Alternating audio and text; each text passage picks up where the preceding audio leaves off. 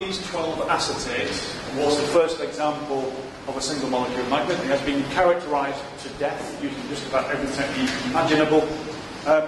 Actually, reflecting on a quarter of a century of single molecule magnet research, it's true to say that it's not a particularly good single molecule magnet, but there's no doubt that it inspired a huge amount of really fantastic research. So you can see the acetate ligands, clearly enough, I think. And then right in the centre here we have oxide-type ligands. These are hydroxides. Magnetisation. Then if we drive the field back to zero, we end up at this point, which means that in a magnetic field of zero, your molecule is magnetised.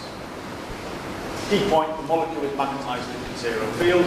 And if we follow the loops around here as well, to drive the magnetisation back to zero, we need to apply a so-called coercive field, okay, which comes in at about 1.7 storage, okay, which sounds fantastic, but hasn't yet been realised. Nonetheless, people are still interested in that as a possibility.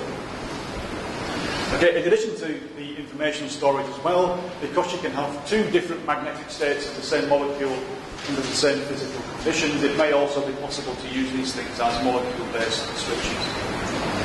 So those of you who want to read a little bit more about the original research here, okay, and if you have in for the manganese 3 centres of 16. Okay, 16. The green ones in the middle, they also couple ferromagnetically to each other. The green ones in the middle are manganese 4, corresponding to an S equals 10 ground state. That is indeed the case. Okay, so as work in this field evolved to a fairly high level of sophistication, some buzz terms became involved, and because we're talking about systems in which we have a high degree of magnetic exchange involving lots of paramagnetic centres, the values of the spin are becoming quite large now, so the properties of molecules like this one became interpreted in terms of something referred to as is anisotropic. We are expecting things like a Young teledistortion, okay? Which, you know, in one example consists of an octahedral environment being stretched in one direction and compressed around the middle. Okay? So if you can observe an individual centre here, it contains 6 donor atoms around manganese, it looks reasonably octahedral.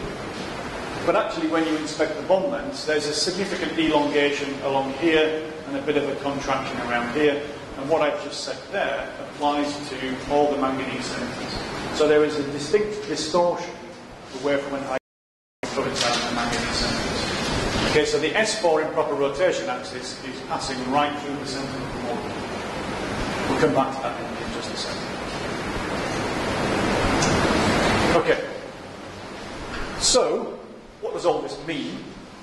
Well, there is another property to consider, which I have hinted at in the previous lecture, maybe yesterday, and this is something called individual ions. Exists as 2s plus 1 projections of S, which means that the individual microstates are plus minus a half, plus minus 3/2. So what happens to those then in a realistic chemical environment such as that in manganese 12? Well, we can do two things here. Here is manganese 4 as a free ion in the gas phase, okay, just some unpaired electrons here. If we apply a magnetic field to that ion, our 4 levels split according to the Zeeman approach. Okay, we talked about the type of yesterday. Okay, so that is splitting in a field. There is such a thing as splitting of these energy levels in zero magnetic field, and this occurs, of course, due to the electrostatic. There is an energy difference between them, which is defined by a parameter d, or rather 2d. Okay, and this splitting, in the context of d, arises from the... So the populations across this spectrum here as well, obviously they depend on the magnitude of d relative to the amount of thermal energy in the system.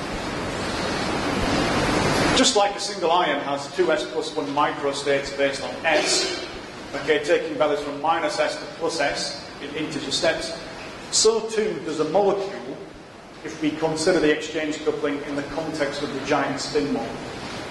So quite obviously, if we have a giant spin system, we will have many more microstates than if you just consider a single ion.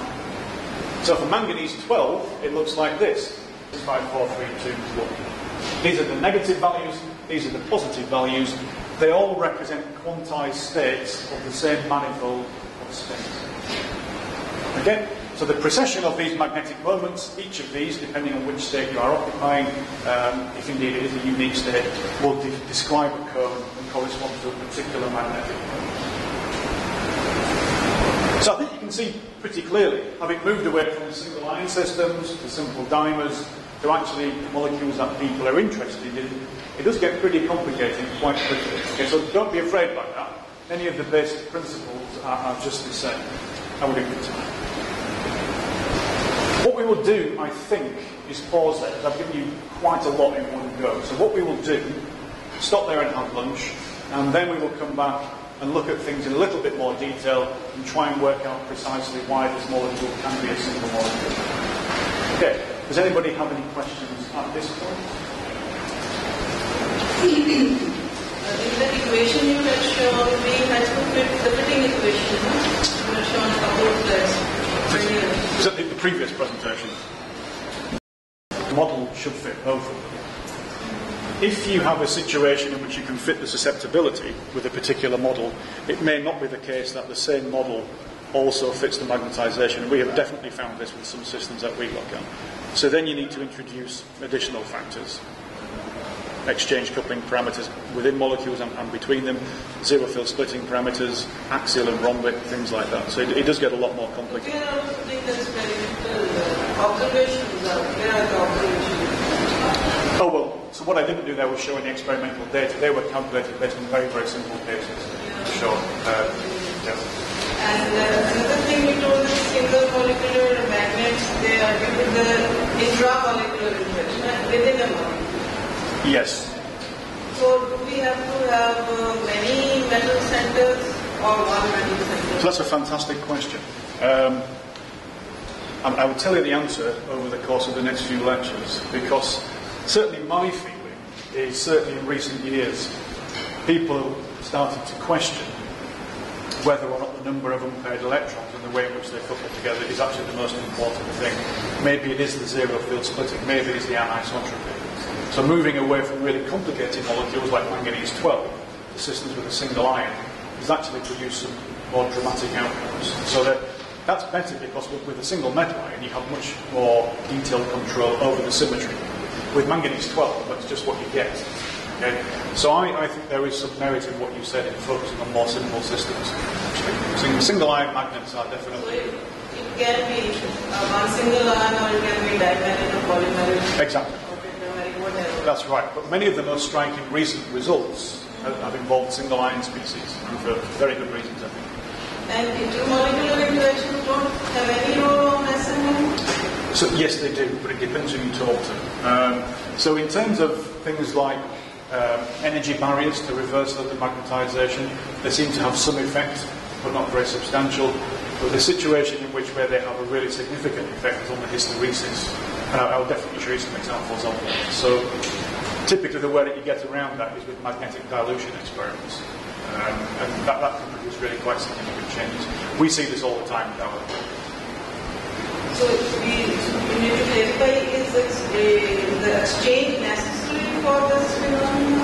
Exchange Not really. Sometimes it can be detrimental, actually. If you do magnetic dilution, if you take a polymetallic system and convert it into a system where you only have one magnetic centre and both of the others are diamagnetic, that can also benefit the hysteresis.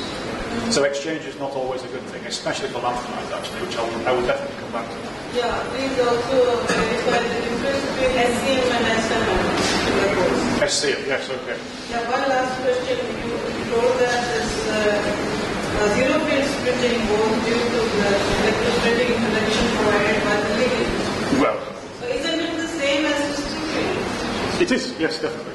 Yeah, it's the crystal field that provides the zero field. But earlier when we use crystal field, we say that it has no impact on the space. That's how we built up the whole theory. Yes, so if this is a curiosity for myself because I think So it's the interaction with the ligand environment, I think, and you can label it as whatever you wish, but it's the interaction with the ligand environment which makes... The interaction of the metal with ligand. Exactly. So that is crystal field. Exactly. And that way crystal field can affect the spin also. Volunteered to do the 1 minute lectures. We now have 15 people, by the way. Yeah? Yeah, just before you arrived, we arranged it. If you have any questions about it, just come and ask me. Okay, but there's no need to be afraid. No. Okay, see you at 2 o'clock. Thank you.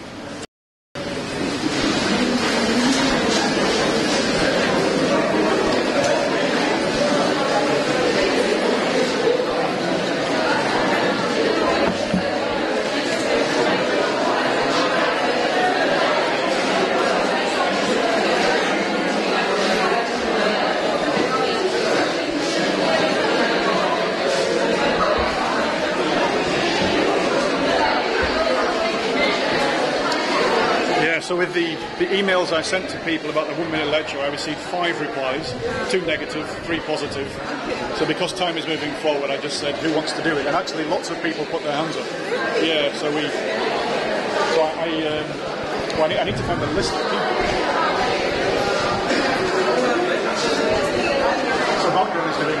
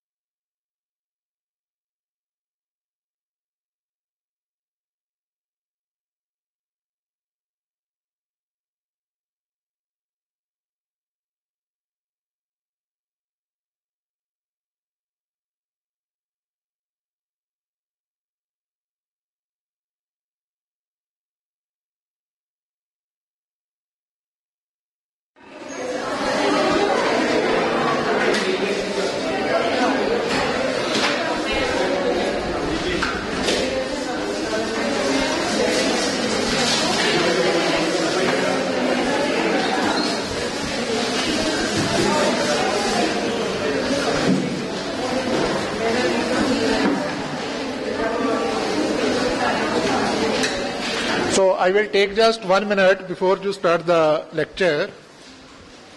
Since tomorrow is the last day of this program and by chance I will not be here, so I thought that I should do my duty today, whatsoever I was supposed to do tomorrow. And for the last 3-4 days, you must have realized the quality of the coursework which Professor Richard is presenting before you, and you will agree with me to arrange such type of courses is not an easy task. To invite the foreign faculty, to tie up the time and all those things, it takes a lot of time, and I am thankful to the earlier faculty members and Professor Geeta as well, who has taken this pain to organize this course. So please give a big hand for Professor Geeta. And I hope you will enjoy the next lectures also. And I must congratulate all of you for being the part of this course, and thankful to Professor Richard for his visit and giving the lecture. Thank you very much.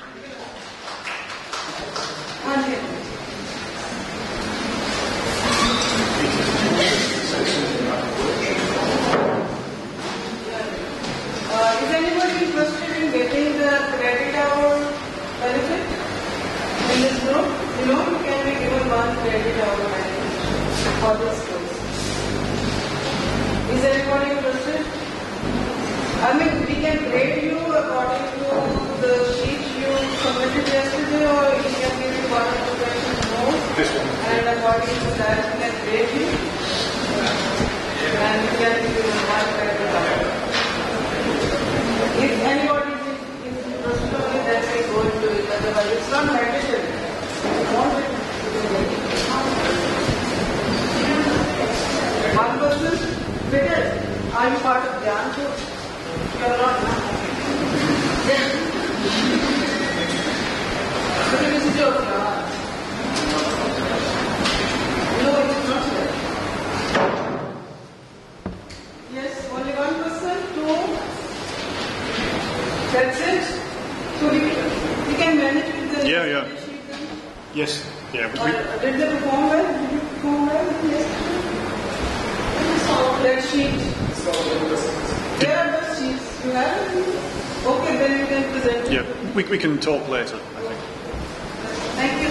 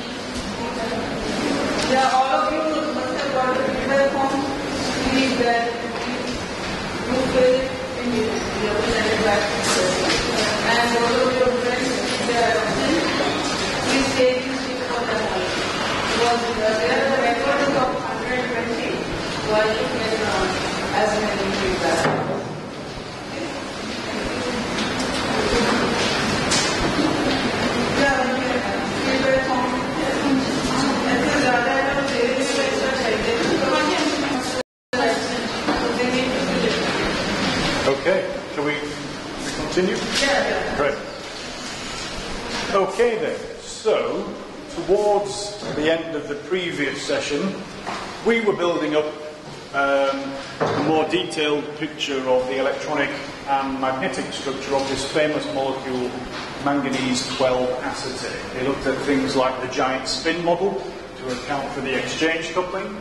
We looked at magnetic anisotropy, things like high-ordered symmetry axes.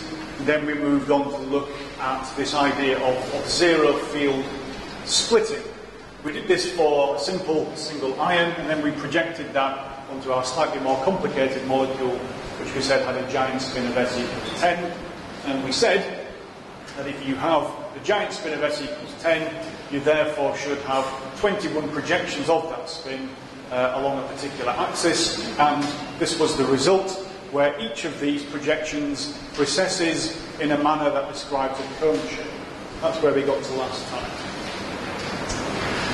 So, in terms of the relative energies of those projections, and of course they must be different because they're exactly the same effect, whereby if we have a positive zero field splitting, the ms state with the smallest value defines the ground state.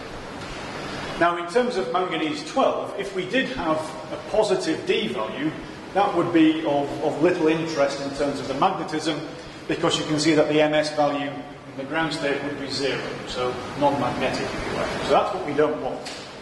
But if it was the case, what would happen in terms of your pairs of ms split levels, in a particular environment then they occur as doublets where possible, so these are analogous to the Kramer's doublets that we've talked about before with lanthanides. And if things are working out well, then in principle they should increase in numerical order from determinate by EPR spectroscopy. The other one is you can fit the susceptibility data with the appropriate parameters. So the critical thing is determining the sign of the zero field splitting, and that may or may not be easy to do. So these are the limiting cases. Okay? So when it's negative, the maximum value of ms is what defines your ground state. So what we're trying to do with our magnet then is populate these levels in a highly selective manner. If you can imagine a system with many molecules, if 50% of them occupied this state over here, and 50% occupied this state over here, the net result would be no magnetization, so not a single molecule magnet. What we are trying to do with our experiments is to populate either this one or this one, such that we have a well-defined magnetization in a particular direction. Okay? And I think already you can start to see the links to the hysteresis curves that I've told you about in the previous slide. So let's just say we can do that. Let's take a hypothetical situation where we have one molecule, okay, which obviously is not a realistic chemical context here. From a combination of various experiments, it has been shown that the zero field splitting from manganese 12 acetate can be measured as minus 0.51 wavelengths. So not a very large number, but the critical point is it is negative. Okay, this comes from a number of different measurements, but EPR spectroscopy plays its part. So if we can populate, let's say, minus ms in preference to plus ms, the molecule will be magnetized because we have a well-defined direction for the magnetization, and it does not have an opposing form. So you can see down here a little dot. Okay, so if you like, for your one molecule, if you can fix this situation here, you have a single molecule magnet. So what you're trying to do is to keep the population here and not allow it to go over here. The problem is, going from here to here via whichever mechanism is actually rather easy to do. Okay? And one of the most common sources of energy to allow that to happen, of course, is thermal motion.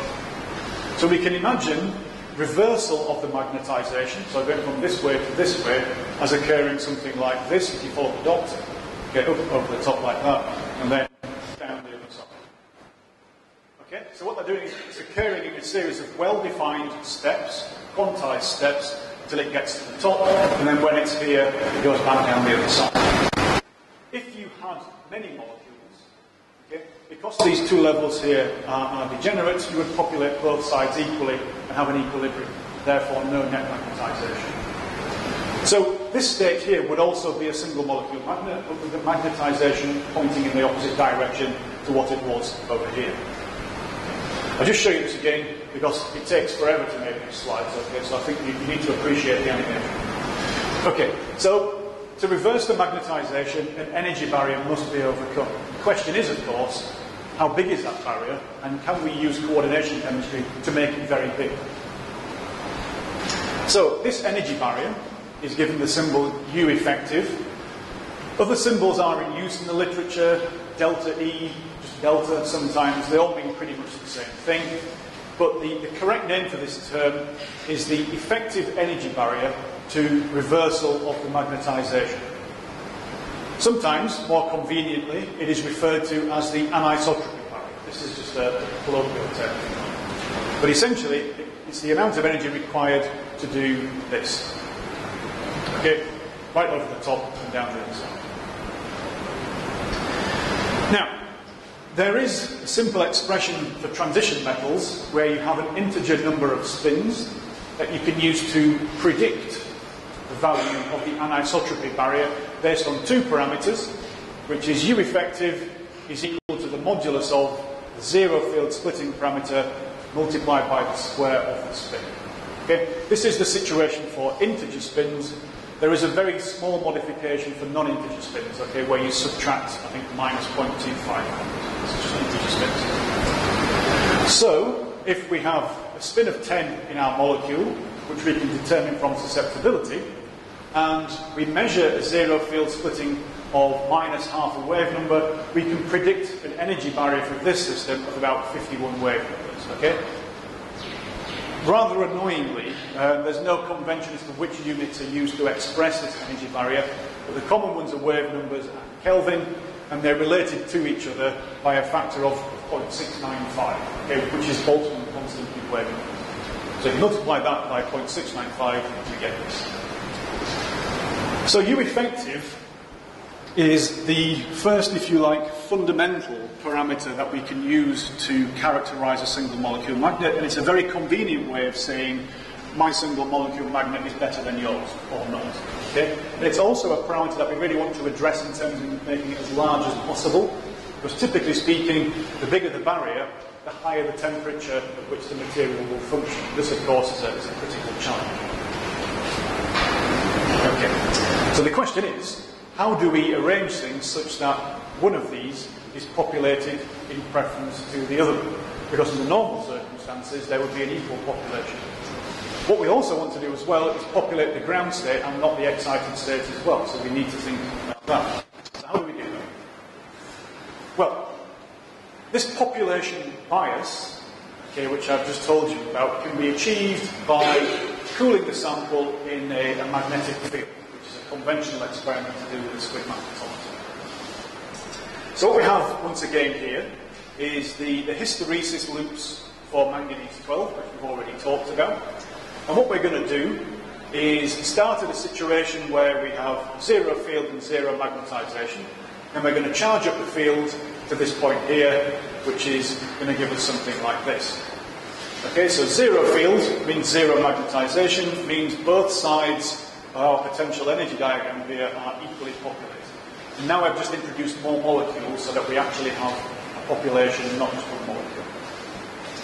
Okay, so if we charge the field up in one direction, for example, so now what we have is a sample of molecules that are magnetised in a magnetic field. Okay, in a magnetic field.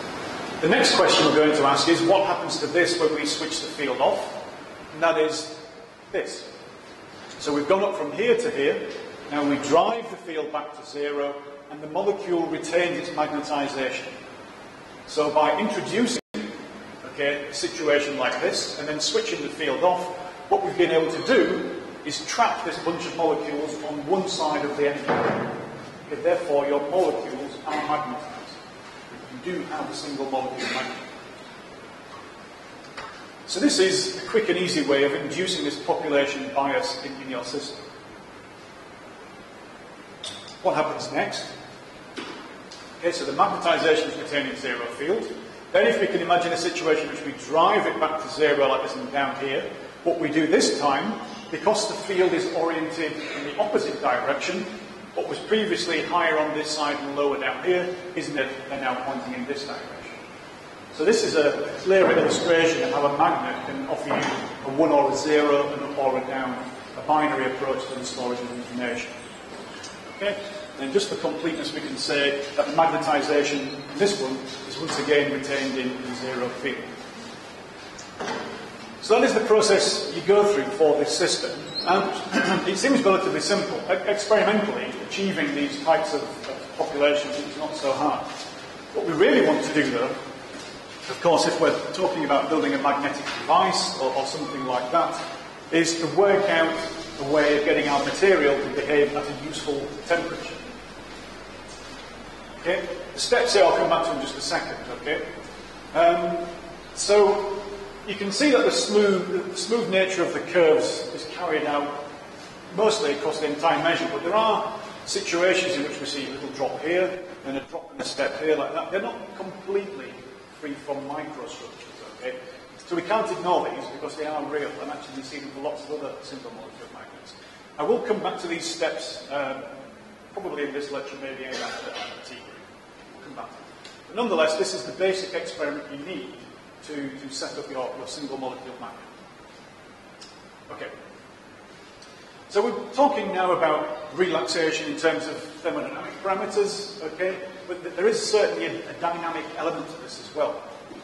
So there's the amount of energy you need to go over the barrier, but then of course there's the speed at which this happens as well. It's kind of got a kinetic aspect. So each single molecule magnet has a characteristic rate, okay, over which it surmounts this energy barrier. This is the so-called relaxation rate or the relaxation time, which we'll come back to. So relaxation, if you like, is the magnetic word used to describe spin dynamics. I should say that this just doesn't apply to electrons as well. Nuclear magnetic resonance, NMR spectroscopy is exactly the same thing, just talking about nucleus. So in terms of moving around across both sides of this diagram, okay, the energy that you need to do this is of course determined by the thermal energy in the environment where you place the magnet. So temperature really matters. So if I go back here, you can see that temperatures like this, very cold indeed, are potentially an impediment to developing a realistic device. We'll come back to that. So, relaxation rate is a quantity or a parameter or a phenomenon which is dependent on temperature according to the Arrhenius law, which I guess you know about from lectures that you've had on kinetics of reactions. So it looks like this. The form of the equation is pretty much identical to what you would use to interpret a chemical reaction in terms of rate, constants, and things along those lines, and activation. So the relaxation time comes here as tau to the minus 1. There's a pre-exponential factor, an exponential term involving Boltzmann's constant of temperature, and this term here, U effective, okay, the height of the thermal barrier. So what you can do is model your relaxation time data, which I'll show you how you get that in just a second. But the equation here is actually not so ferocious. It's just the same as the simple Arrhenius equation used to determine reaction rates and activation barriers for chemical reactions. The form is identical. So for manganese acetate, as I've already told you, using this type of simple analysis here, the barrier comes out to be 51 way. Just a simple bit of arithmetic. The way that you do this in reality is just by putting the data through a spreadsheet. It's actually very simple to do. Okay, so I've told you that's what you need to do. The question from this point is, how do you do it? And this is where, I guess for those of you who are involved in magnetism, this will be a little bit more relevant for those of you who are not involved in things like this. Nonetheless, I think it's important that you know where the field is static in one direction. Okay, so the chi-t graphs from the previous lecture, the field is static, pointing in one direction. In contrast to the static susceptibility, there is a dynamic susceptibility, which is also referred to as the differential susceptibility or the AC susceptibility. And you can see the relation here as well. What you are now doing is determining a susceptibility or a magnetization that changes as a function of the field. Okay? So, a single molecule magnet is a molecule that is magnetized. Okay, we know this already. So, if the molecule is magnetized, they have magnetic dipoles that have a preferred orientation, and what they try to do is resist this oscillation of the magnetic field across the sample. So they cannot immediately follow the changes or the oscillations in this external field. They are resisting the change because they have a preferred orientation. Okay? So there is accompanying this a kind of a lag behind the oscillating field, okay, which eventually allows the spins to reorient themselves over this barrier, but they do so with a characteristic delay time, or as we like a magnet, ideally your static field should be equal to 0. What that basically means is your sample is not relying on an external field to be magnetised. It is magnetised in 0 field. Okay, that's just a different way of restating things I've already said. But here comes a second part of the field, which involves complex quantity. Okay? This is the angular frequency of the AC field, because it's varying sinusoidally, and it's related to the frequency by this simple expression here, because we're talking about an angular quantity. Okay, so we're going into quite a lot more detail here than we have previously. So, this parameter here, h as a function of time, obviously is inducing a time variation of the magnetisation. Small typo there, that second bracket should be present. But you can see the analogous expression here as well. The magnetisation as a function of time is equal to the sum of these two components. This is the magnetisation in the presence of this field, which in principle we don't want. But we have our magnetisation as a function of the angular frequency and this exponential component again. So because our molecule is inherently magnetised, it is lagging behind the oscillations of this AC frequency. It is resisting the sinusoidal variation in H. This produces phase shifts between the field and the magnetisation due to this magnetic relaxation. The molecule is trying to do it by itself and not as a result of the experiment we're applying. Okay? So what we can then do is go back to where we started up here. Chi as a function of magnetisation and field, shown here in a static sense, introduce a differential to take into account the dynamic nature of it, and then go down here by combining these expressions to give chi as a function of angular frequency, the magnetic susceptibility, and again the magnetisation as a function of this angular frequency and the field again. So this is a complex quantity, because it comes with I here as well, and these two terms, the angular frequency and tau, are correlated. So I'm not pretending for a minute that this is simple, straightforward, or intuitive. Okay? Generally speaking, when you go away and do these measurements, you probably won't even be thinking about this. This is kind of what the instrument is doing for you. So it's very easy to press a button on a computer and a number falls out at the end, but every once in a while you should suddenly stop and think and try to appreciate what the computer is doing for you. Okay? What I'm showing you here is classical physics from the 1950s and 60s. Okay, but I think a lot of people working in this field don't always stop to consider it.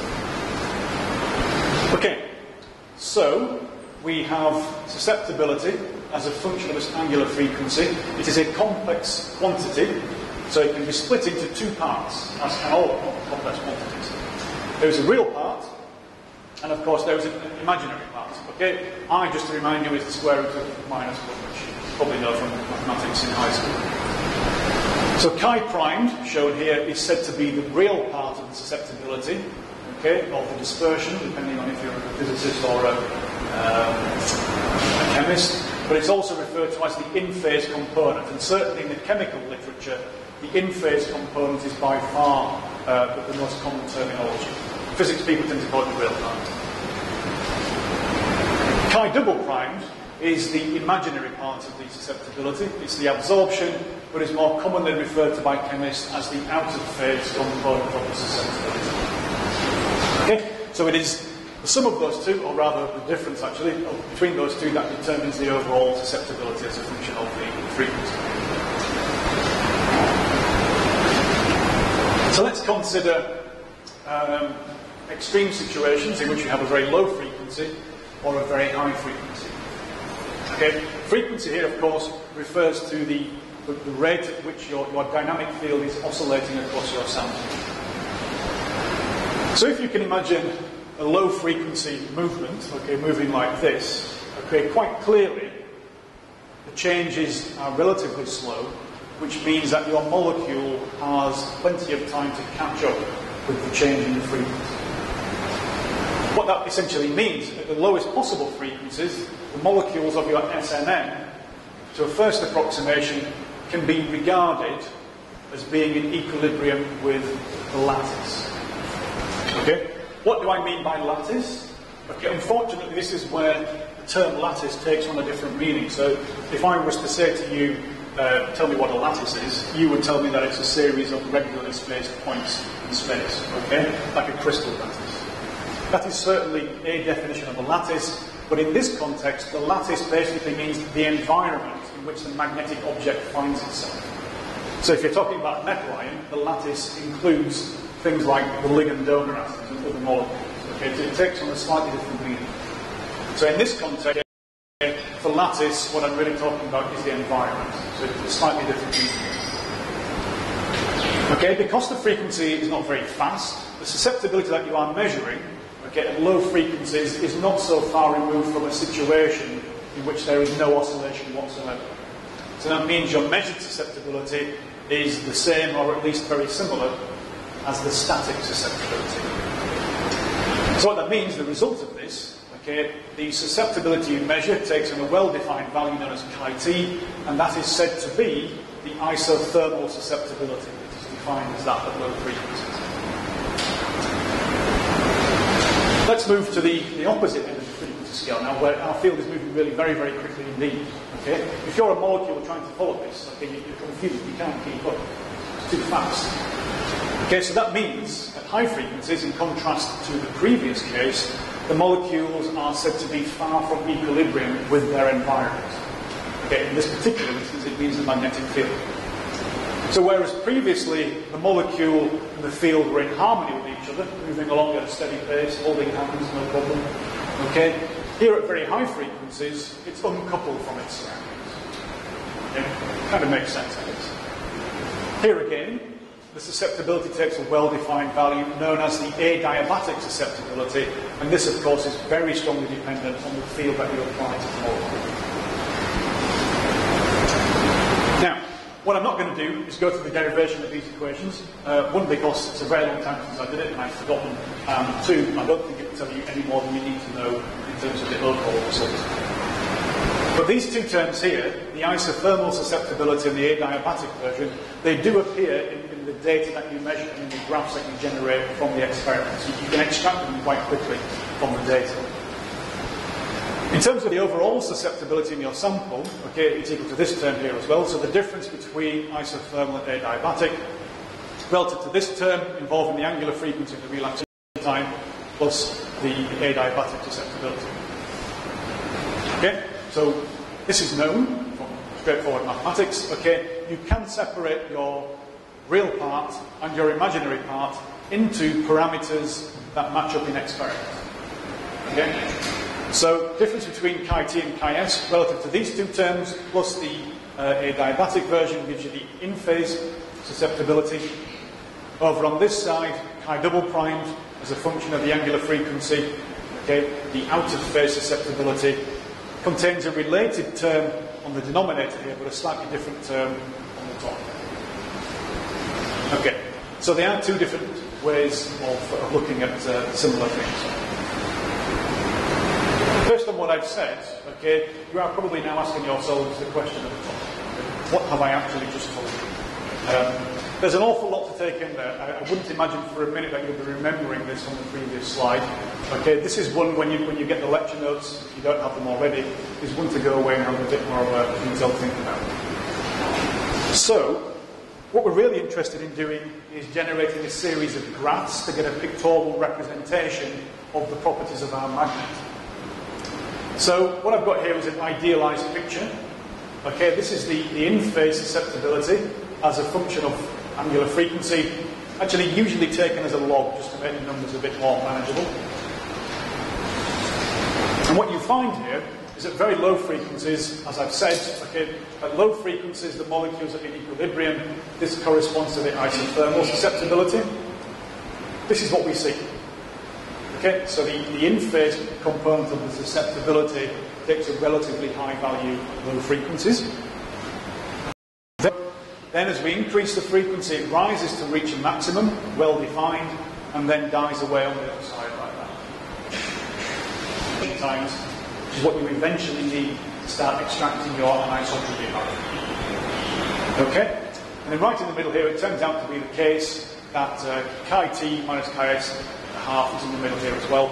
It also corresponds to the inflection point of that curve there. So if any of you have a have made a single molecule magnet, and I've often wondered why the graphs are shaped in the way that they are.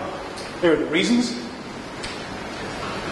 So at low frequencies, okay, this term here is very much less than 1. Okay, so if this term here is very much less than 1, this term on the bottom here is effectively equal to 1. Okay, so these two terms would cancel out and then give you chi t. Okay, that's why at low frequencies you reach a maximum. At high frequencies, this term is very much larger than 1. Okay, so essentially what you're observing here is this becomes so large that this term becomes nothing.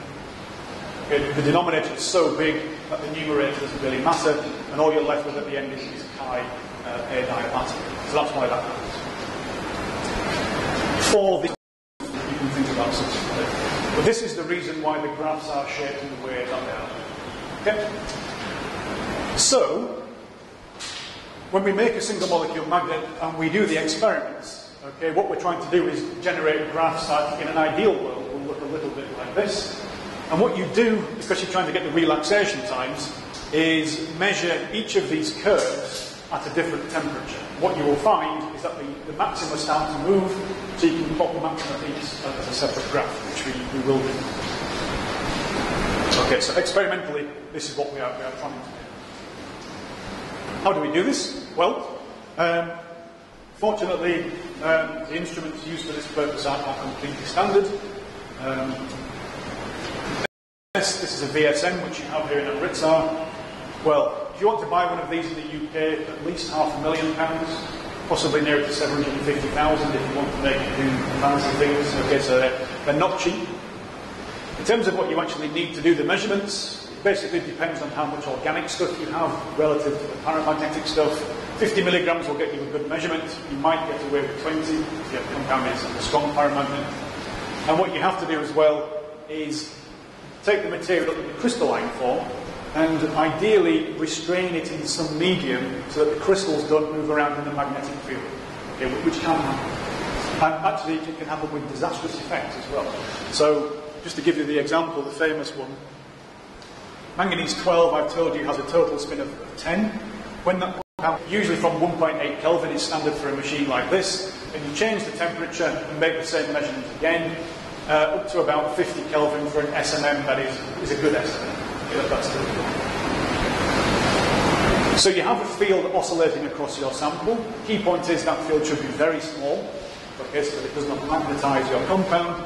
And typically that field comes out to be somewhere in the region of 1 to 5 Ørsted or Gauss, the unit of equilibrium. What you certainly don't want is a field as strong as that. So you measure chi prime and chi double prime across a range of frequencies. And I've told you that these are the common ones. And you repeat the measurements until these maxima start to disappear out of the window of what you can measure with your machine. Okay? And then you're in a good position, hopefully, to get a graph that looks something like this.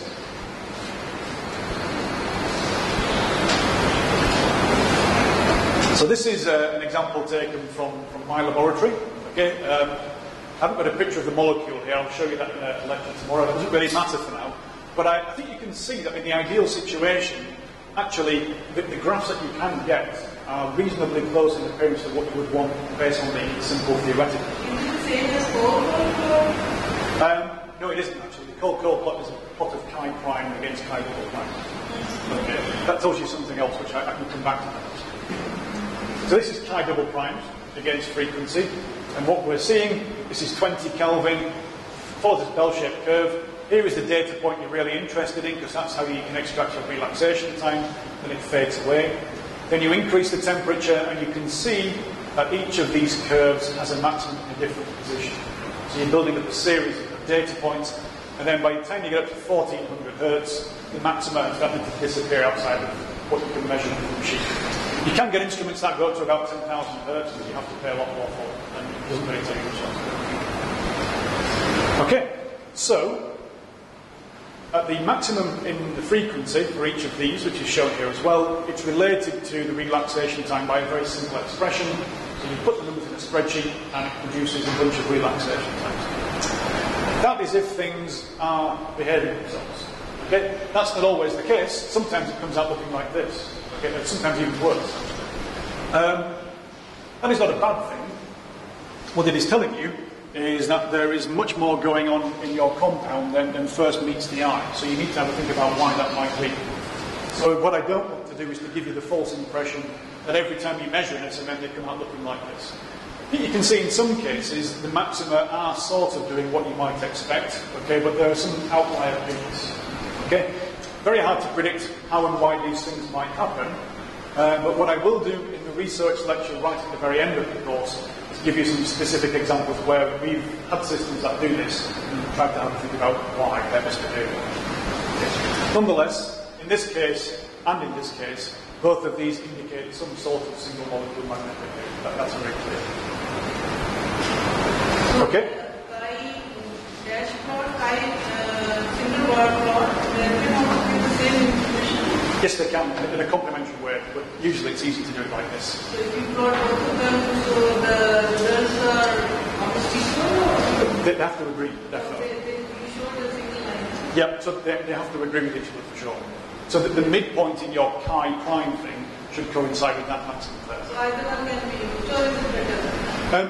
I think either one can be used, but it's just easier to do this one, because with the chi primed, usually what you have to do, you're looking for an inflection point, whereas this one is really not. Yeah, it's much easier to get out. So, what we're doing then is we're extracting our relaxation times from this data, and here we can get about, let's say, like 10 points. What we then do is take the natural log of that relaxation time and plot it against the temperature. Okay, so we're coming back to this Arrhenius equation that I've already told you about. So what we're doing here is trying to extract an activation energy. By plotting a relaxation time as a function of temperature, or reciprocal temperature actually, we can obtain a relaxation time. So for this one, what you can see, okay, so down here we have lower temperatures, and up here we have higher temperatures, so temperature is decreasing in that direction. We have a portion of the data where it's essentially linear. Okay, that's good, because what it tells you immediately is that the relaxation across this temperature regime is almost entirely induced by thermal considerations, temperature only. Okay? If the system was linear across the entire temperature range, then you can say, usually fairly unequivocally, that the relaxation in your single molecule magnet is thermal. Okay? No other factors contribute. But actually, in the vast majority of cases, what you find, as you reduce the temperature, is a fairly significant deviation away from linearity. Okay? And it always deviates in this direction, never in that direction. And what it is telling you is that something else is happening. Other factors are contributing to the relaxation, and those factors do not have a strong temperature element. Something else is going on. Sometimes it can be fairly mild, as in this example. Sometimes it can be fairly pronounced after a gradual change, and in some cases it can be really very abrupt indeed. It goes from being steep to slightly curved to being completely flat. Okay. So purely thermally activated systems would give linear. This is very rare. Significant deviations from linearity are common, which means other mechanisms. So all these examples here are taken from work within my laboratory, and in this particular instance here as well, it's worthwhile pointing out, you can see that there is no temperature dependence of the relaxation. It's completely flat. Okay, so why not? We will have a look at it. So, in looking at this relaxation, is it just a simple case of starting at the bottom and going right over the top and down the other side?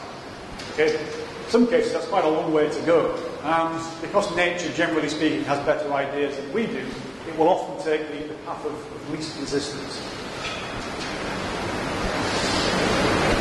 So for a transition metal, with this double well potential I've told you about, we're transitioning between NS states, and for manganese 12 we know we have 21 of those.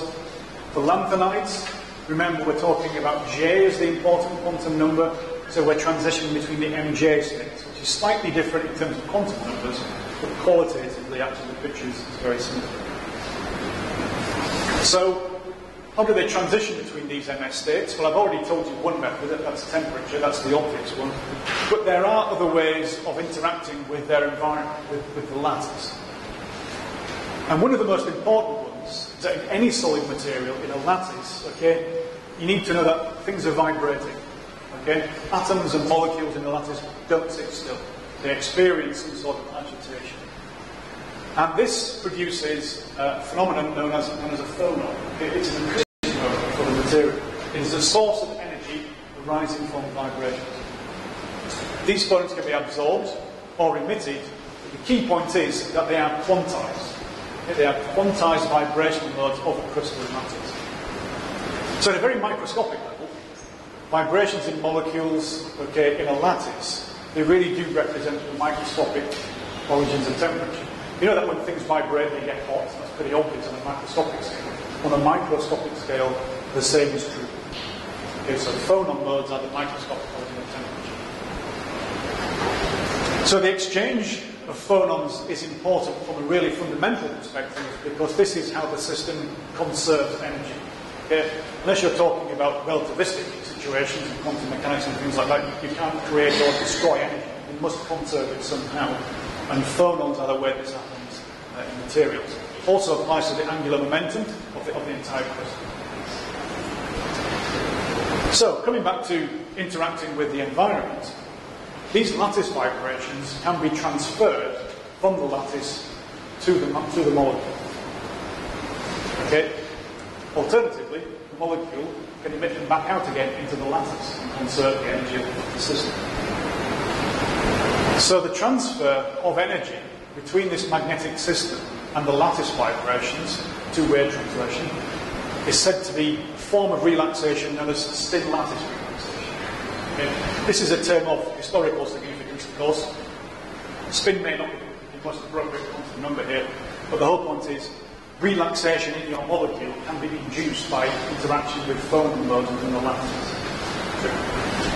All right. And the final bullet point here is something I've already mentioned. Okay, this term lattice has a bit of a double meaning here as well. It can mean the crystal lattice, or it can mean the environment. Okay, so phonon modes are, it's probably true to say, not terribly well understood in the context of molecular magnetism.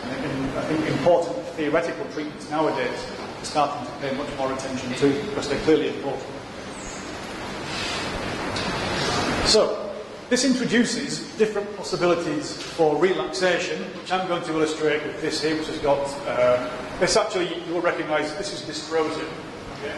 Everybody's favourite underline. And this will, in a very qualitative sense, show you how additional forms of relaxation can occur. So let's say you start in a system where you absorb phonon from the lattice. What that can do is promote your system from here to here, or from here to here, okay, or from here to here.